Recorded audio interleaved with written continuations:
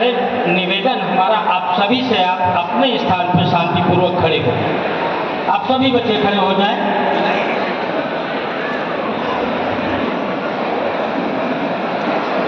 थोड़ा सा बॉडी में मूवमेंट करिए और जोरदार तालियां अपने लिए बजा लीजिए पहले तो।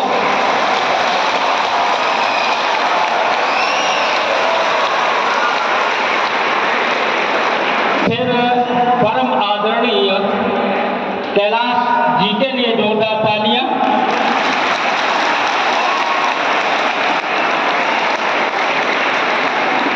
उसके बाद जो मंच पर आपके समान ज्ञानी विज्ञानी लोग बैठे हैं उनके लिए जोरदार तालियां।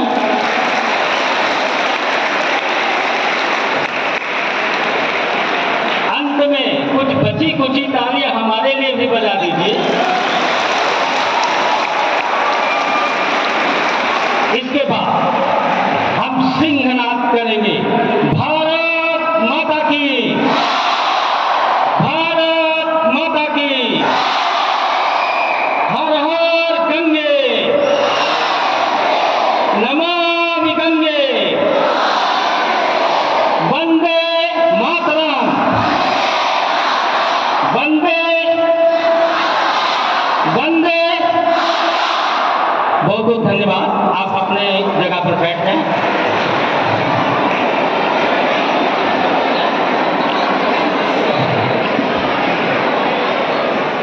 देखिए प्यारे बच्चों, जल जमीन जंगल की सुरक्षा बच्चों का हो सुंदर कल, धरती पर प्यासा रहे न कोई, सबको मिले सुरक्षित जल। हम सभी का जो कर्म है, जो काम कर रहे हैं, वो हम सब आप बच्चों के लिए कर रहे हैं और आने वाली पीढ़ी के लिए कर रहे हैं। तो जो ये काम है बड़ा शांतिपूर्वक सुनिएगा तो हमें भी आनंद आएगा और आपको भी आनंद आएगा। जोश हमने दिला दिया है, अब देखते कितना जोश है हमें सुनने के लिए। क्योंकि पर्यावरण एक बड़ा मुद्दा है, पूरा जीवन लगा दें तो भी ये मुद्दा कम है। और आदिकाल से पर्यावरण के लिए चिंतन जारी है। महाकवि तुलसीदास जी ने भी लिखा, जलन मूल जिन सरितन नाही, बरस गए पुन रहै सुखाई। जिन नदियों के मूल में, जड़ में अगर पानी नहीं है तो वर्षा होने के बाद वो नदी ताल होकर सूखे ही रहेंगे। अभी मैं देख रहा था बड़े मनोयोग से कि जो हमारे बच्चे छात्र संसद कर रहे थे, तमाम मुद्दों पर उन्होंने चर्चा की। हालांकि प्यारे बच्चों, आपको मैं बता दूं, आदिकाल में जो गुरु शिष्य परंपरा होती थी, गुरुकुल परंपरा होती थी, उसमें कापी किताबों का कोई स्थान ही नहीं था, कापी होती ही नहीं थी। सारी शिक्षा दीक्षा मौखिक ही चलती थी। मौखिक गुरु जी बताते थे, जो अन्य आने वाली पीढ़ी में गुरु तैयार हो तो वो भी मौखिक शिक्षा व्यवस्था थी।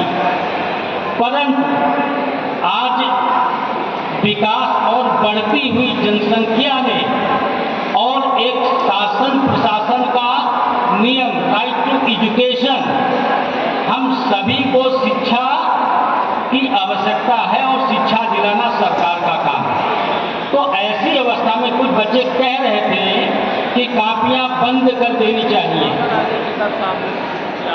तंबाकू बंद कर देनी चाहिए, पॉलीथीन बंद कर देनी चाहिए। तो इस विकास के दौर में जब हमें विश्व से प्रतिस्पर्धा हमारी हो रही है तो काम हर चीज बंद करके नहीं चलने वाला है। तो तीन शब्द आते ही बच्चों को, इन शब्दों को बेटा ध्यान रखिए। एक होता है दुरुपयोग। क्या क्या बताया? दुरुपयोग। एक होता है उपयोग और तीसरा जो सबसे सशक्त शब्द है सदुपयोग। तो हमें सदुपयोग की ओर बढ़ना है। कापियों का अगर आप सदुपयोग करोगे तो कापियां काफी संख्या में वृक्ष कटने से आप बचा सकते हो। क्योंकि 1 लीटर अगर हम वृक्षों की बात करें, वृक्ष तो कटते ही है, साथ में A4 साइज का एक पेपर को बनाने में लगभग 10 लीटर पानी लगता है। तो पानी को भी आप बचा सकते हो। कुछ तथ्य जो आप कर सकते हो उन पर मैं प्रकाश डालना चाहूँगा।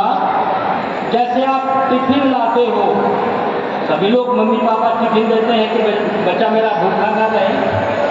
तो कुछ अनाज हैं, जैसे 1 किलोग्राम गेहूं को उगाने के लिए लगभग 2000 लीटर पानी लगता है और 100 ग्राम गेहूं में कितना लगेगा? 200 लीटर। और 100 ग्राम की अगर चपाती पराठा पूरी कुछ आप लाए हो और आप फेंक देते हो तो आपने 200 लीटर पानी बर्बाद कर दिया। और क्या बर्बाद किया आपने? अपने माता पिता की गाढ़ी कमाई का पैसा। सारे लोग किसान नहीं हैं, कुछ कमाते हैं, अनाज बाहर से खरीदने में मम्मी पापा का बड़ी गाढ़ी कमाई खर्च होती है, तो ये आप बड़ी आसानी से कर सकते हो। इसी तरह चावल, चीनी, हर अनाज को उगाने में बड़ी मात्रा में पानी का उपयोग किया जाता है।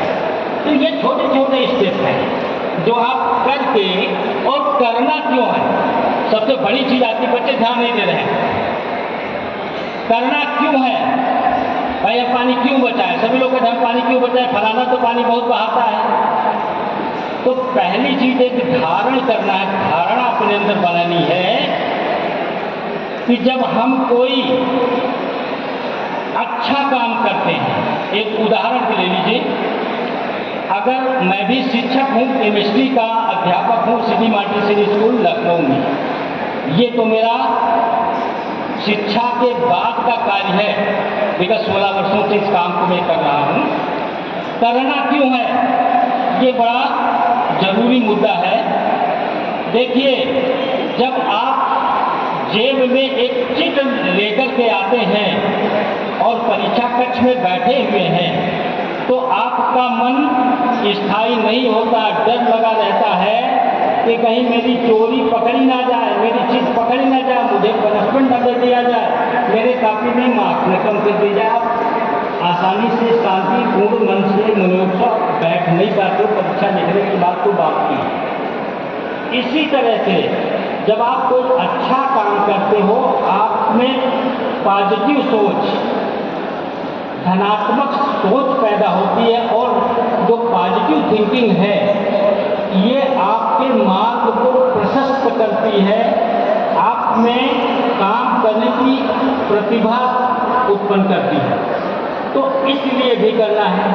दूसरा, एक प्राउड फील होगा अपने अंदर कि मैंने 2 पौधे लगाए थे, मैंने 2 लीटर पानी बचाया था, मैंने कोई पेपर बर्बाद नहीं किया, और ना अपने स्कूल की बिल्डिंग में कुछ लिखा पढ़ी कर दिया। बहुत से तरीके हैं, क्लास में बहुत सारे बच्चे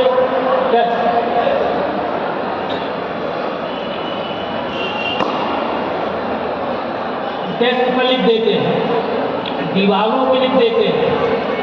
तो इनसे भी बचाना अपने स्कूल कैंपस को, ये भी बड़ा पर्यावरण से जुड़ा हुआ काम है। और जब आप ऐसे कोई पॉजिटिव काम करते हो, तो मैं अपना उदाहरण बताना चाहूँगा। शिक्षा देते देते मैंने पानी के पर्यावरण के लिए काम करना शुरू किया, तो 2-3 अवार्ड बड़े अच्छे मिल गए। मैं इसलिए बताना चाहूँगा, शायद एक तो यूनाइटेड नेशन ने ग्रीन हीरो अवार्ड दिया, एक अंतर्राष्ट्रीय स्तर पर। फिर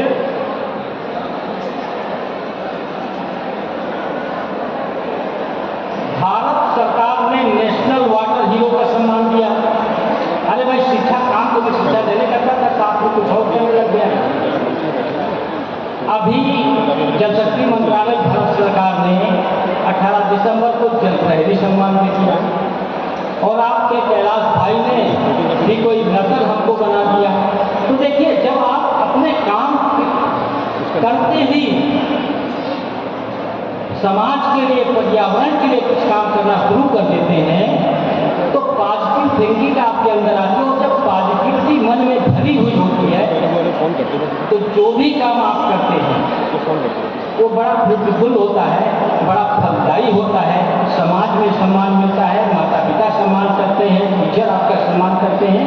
तो ये तो आपके काम की बात रही। वर्ष 2009 से हमने कार्यक्रम की शुरुआत की महिला दान फाउंडेशन का। तो नदियों के लिए विशेष अध्ययन हमें करना था। हमने मोटरसाइकिल उठाई, लगभग 250 नदियों की स्टडी की, लगभग 8 प्रदेशों में। और नदी के स्टडी के लिए Limca book of national record मुझे मिला। तो ये चीज़ें जुड़ती जाती हैं और पॉजिटिविटी की तरफ आगे बढ़ रहा है। फिर अक्षरी नदी कथाएं ग्रंथ लिखा हमने। उस ग्रंथों को, नदी कथा तो 1 घंटे की होती है, कुछ लाइनें उसकी हम ढक करके रखना चाहेंगे।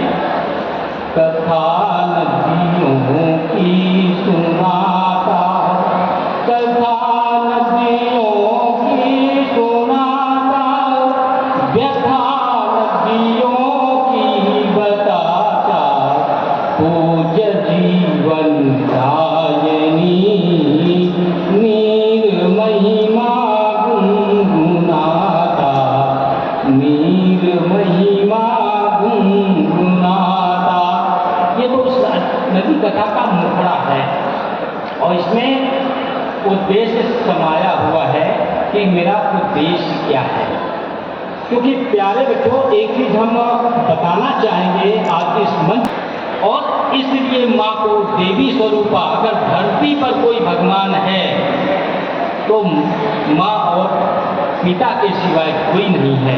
क्योंकि उन्होंने अवतरित किया, पाला पोषा और ऐसी तमाम सारी सुविधाएं आपको देते हैं जो शायद उन्होंने अपने जीवन काल में ना पाई है।